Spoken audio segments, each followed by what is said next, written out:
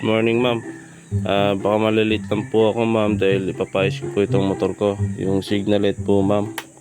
Kahapon ko po to napansin, ma'am, kaya lang wala raw po silang switch. Ito po yung may problema, ma'am, yung switch po.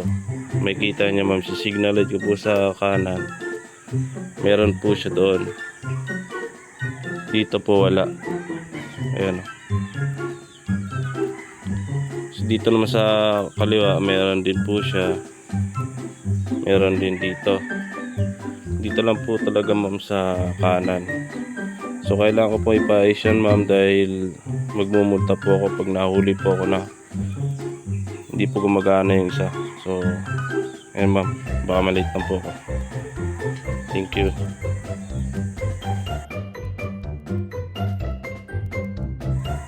Hello sir, good morning po. Baka malate lang po ako ngayon, sir, dahil ipapaayos ko po itong aking motor. Dahil kapon ko po ito napansin, ang sira up daw po nito yung signal light, itong switch po. Kung papansin, sir, si signal light po ako pa kanan. Yan, meron po siya. Dito wala po, ayan o.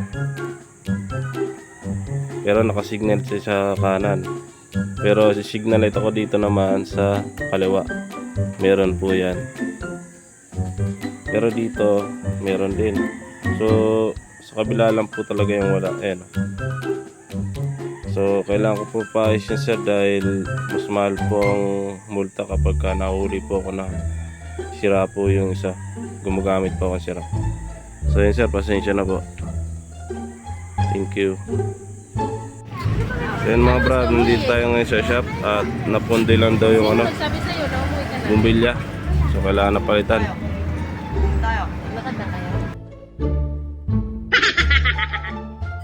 So yan, mga brad, good evening.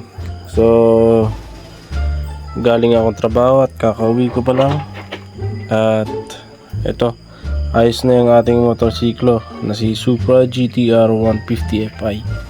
By the way, pundi na nga pala daw yung bulb nito, so pinapalitan ko na. So 10 piso lang yung bulb, and then binigyan ko din siya ng tip. Tsaka madali lang pala yung pagtanggal nito, may screw lang siya dito. Ayan, i-screwin nyo lang yan, and then tatanggalin to, at yung bulb, yun na yun.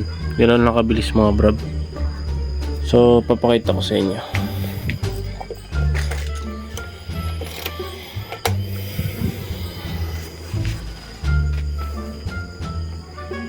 Okay, signal light dito sa kaliwa. Ayan, gumagana. And then dito sa kanan, ayan, naka-hazard na pala tayo, mga brab. Ayan, okay pa tong dalawang to. Stock pa yung bulb niyan. Yung napundi lang ay dito sa uli. Ayan, dito yung napundi. Ayan, dito sa kanan. Bago na yan, mga brab. All goods. Sa mga magtatanong pala, mga brab, ito ay all stock yung makina. At hindi ko pa to napaparemap. Ewan ko kung kailan ko itong mapaparemap. Siguro next year.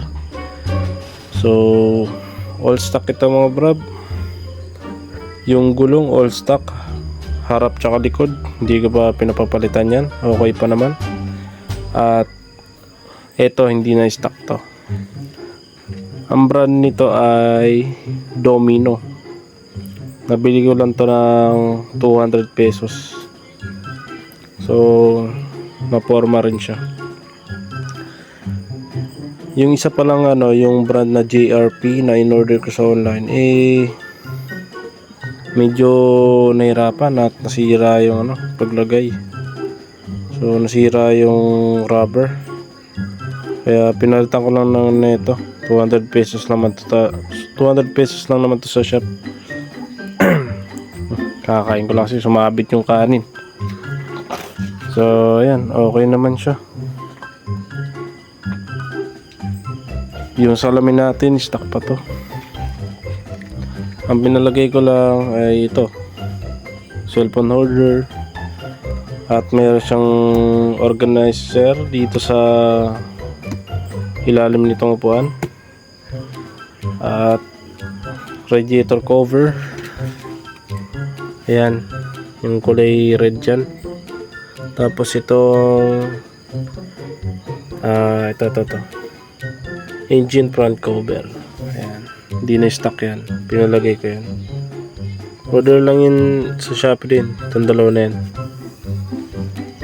Tapos yun, yung bulb, hindi na stock yung isa dyan. Ayan.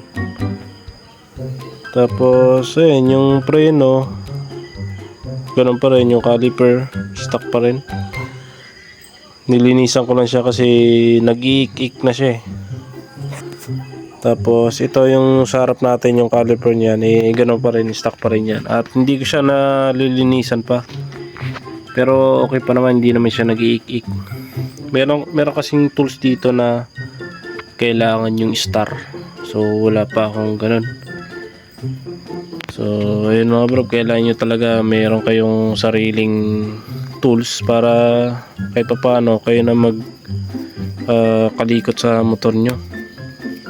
Manood lang din kayo sa YouTube para matutunan nyo. Ako na rin nag-change oil nito. At ang gamit kong oil ay Zik M9, yung fully synthetic. Tapos yung coolant, EcoCool. Ako na rin naglalagay. EcoCool yung brand. Ayan. Tapos ito nga pala, tinakpan ko lang ng cover kasi yung anti-kalmot to eh. In-order ko lang dito sa online.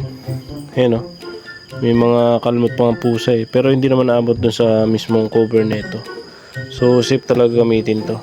Lagi ko lang nilalagyan ito kahit sa parking or kahit nakauwi. Tinatanggal ko lang to pagka maglo-long ride. Pero pagka city driving, pupunta lang sa trabaho, ayan, lagi nakasuot yan dyan. Kasi sa parking di rin maiwasan, may mga pusa doon eh. Kinakalmot ng pusa yung upuan, so nasusugatan yung ating upuan. Ayan o, meron pa nga baka to. Tapos dito pa, ayan o.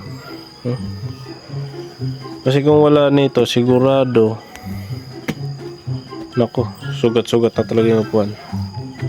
So yun mga brab, quick update lang mga brab. Thank you for watching mga brab, and peace out.